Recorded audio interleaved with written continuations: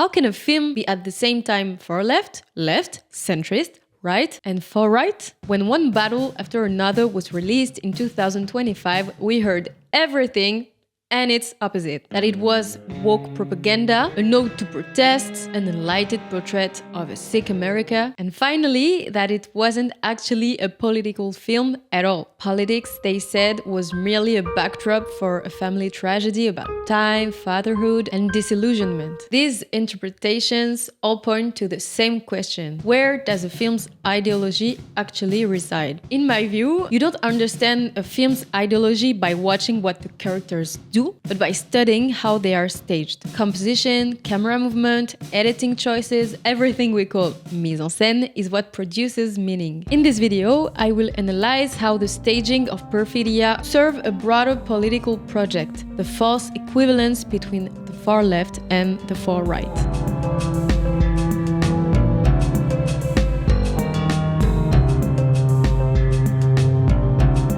It's clear to everyone that One Battle After Another depicts a parodic, burlesque left. God damn it!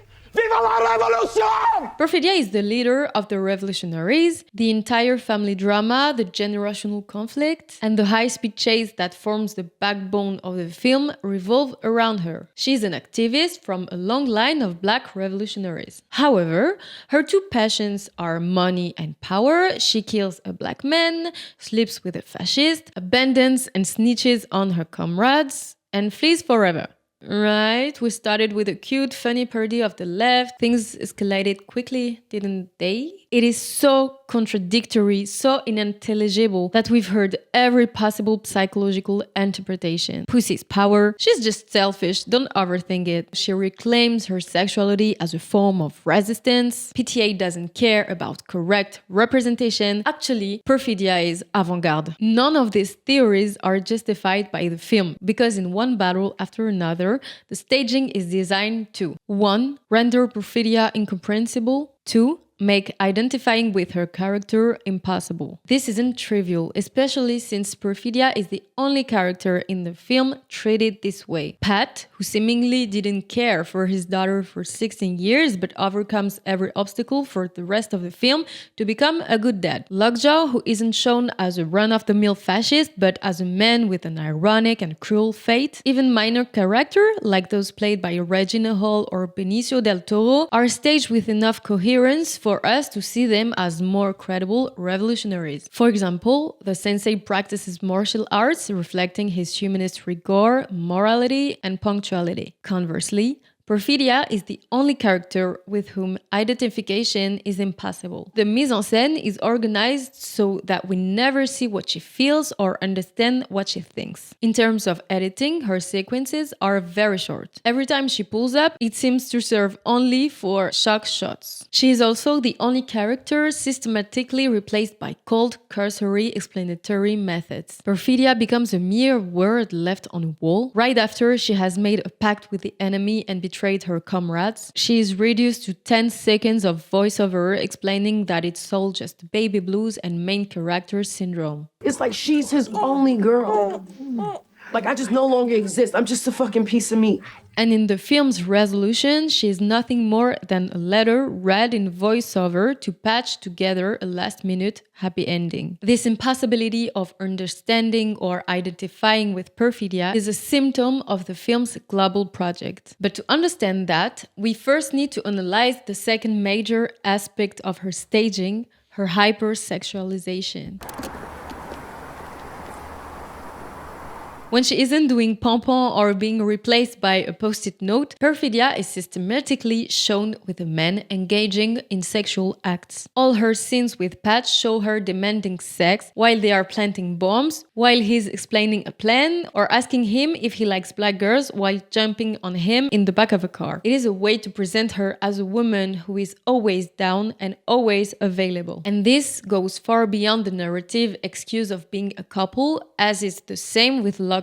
From their first meeting, the film establishes the idea that Perfidia is playing with him by giving him sexual orders. The idea is that she is the one projecting something sexual onto him, initiating this game of domination, while he merely responds. Since we playing, get it up. The film reactivates one of the oldest racist stereotypes, the Jezebel. The Jezebel was depicted during slavery as a black woman with an insatiable sexual appetite. You see how, like any stereotype, it is a political instrument serving a specific purpose to obscure and justify the rape of these women by white men. And that is exactly what happens in One Battle After Another. Very few talked about the fact that Perfidia is a victim of sexual blackmail and rape. This blurring is the result of a pernicious mise-en-scène. After their first meeting, the second time Lockjaw encounters Perfidia, she is planting a bomb and he corners her in a bathroom. Perfidia turns around, showcasing her chest. The camera films the scene in a long take, a method that expresses less surprise or fear, and more the idea that the two characters are caught in some kind of distorted sexual game. It's even worse with the blocking of the hotel rape scene, which feels like the culmination of sexual tension. The actors recreate the positions from the bathroom scene, but reverse them, as if this time Perfidia were the one threatening and dominating Lockjaw. The result was predictable. For the majority of the audience, the relationship between Lockjaw and Perfidia wasn't rape. Even on Wikipedia, it says, when Steven catches Perfidia planting a bomb, he lets her go after she agrees to his demand to meet him for sex. Except Lockjaw is a fascist and a holder of institutional power, blackmailing an activist. Regardless of the camera's effort to make us believe Perfidia is in control, you cannot question the power dynamic with such a context. But PTA transforms scenes of systemic violence into intimate, individual, erotic tension. He over-sexualizes the character so that when she is forced, the viewer is prepared to view this violence as consensual, intimate, and depoliticized. Exactly like Lockjaw, the Jezebel trope served to say that enslavers were not rapists,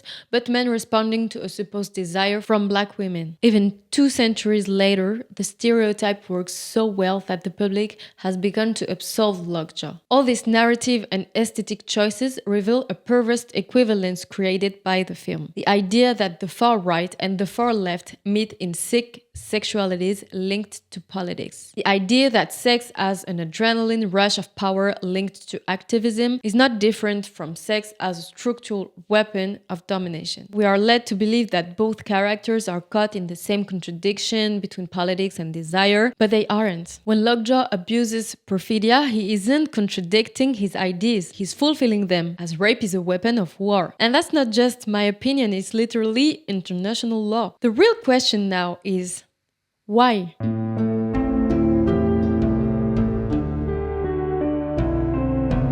Before we go any further, a quick side note. If you're enjoying this video, please don't forget to like, comment, and subscribe to South of Film. It would be a massive help in launching this channel, where I produce film analysis that challenge the capitalist, sexist, and colonial order. If you want to see more content like this, you can also financially support my work by making a recurring donation on my Patreon. The link is right down there in the description. To recap, we've clarified 2 things. 1, it's not that you didn't get Perfidia, it's that she is designed to be unintelligible. 2, she is hypersexualized to depoliticize sexual violence, replaying the worst misogynistic and racist stereotypes. Why these choices? Because the character of Perfidia serves only one purpose: to set the stage for the real narrative and then vanish as quickly as possible. That narrative is the equivalence between a far-left activist and a far-right one. PTA uses the sexual question to link 2 militants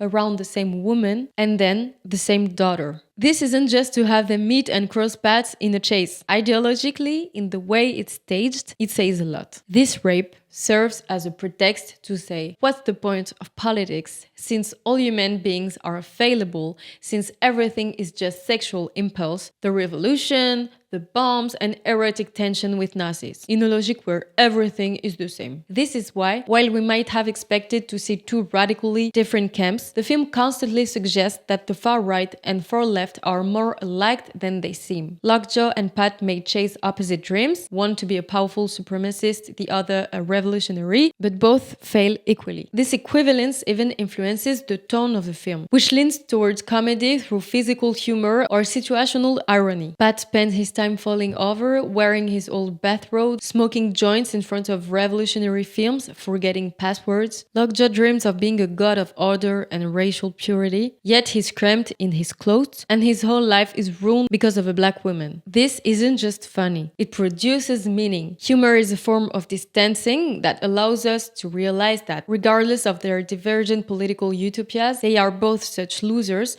that they end up looking the same. You like black girls? I love them.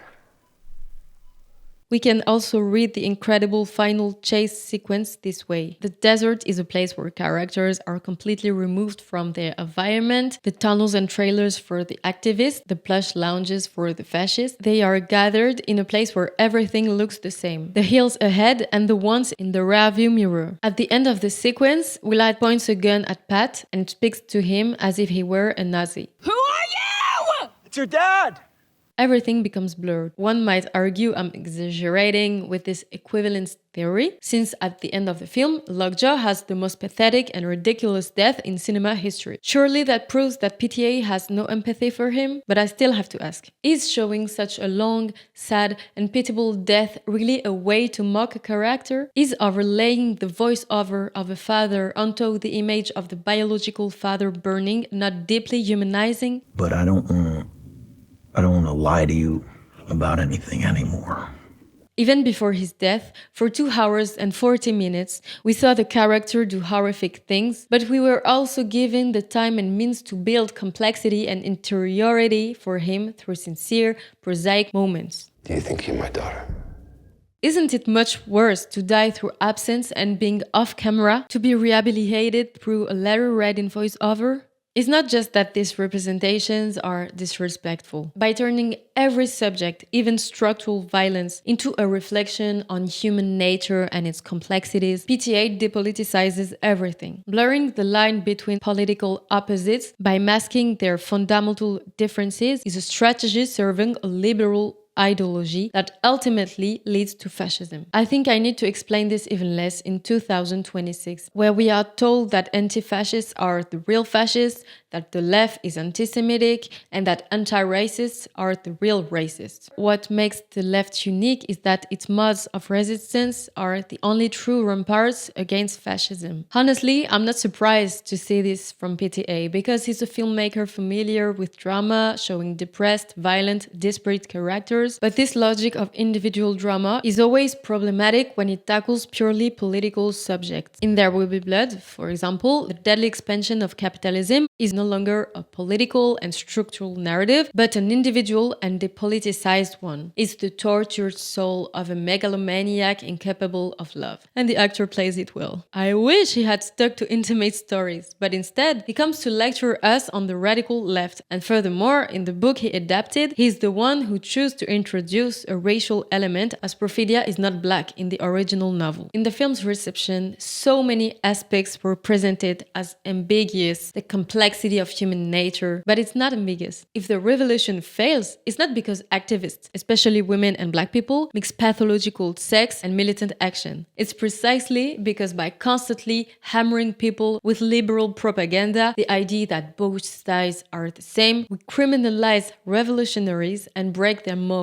The worst part is that this equivalence isn't even the film's final thesis. Its final thesis is that where the extremes are most alike is that they are both useless. This is summarized, among other things, by this shot where a soldier, disguised as a protester, provokes a clash between the army and the crowd. Ultimately, in One Battle After Another, PTA tells us that it's the invisible hands of this world that count, and that whether the left or the right agitates, it will come to nothing. This is false, irresponsible, and depoliticizing. And yes, we must fight the CIA, but not by claiming the problem is the left and their obsession with sex. If you enjoyed this video, don't forget to like, comment, I read all of your comments, and subscribe to South of Film. If you'd like to financially support my work, you can find the link to my Patreon in the description below.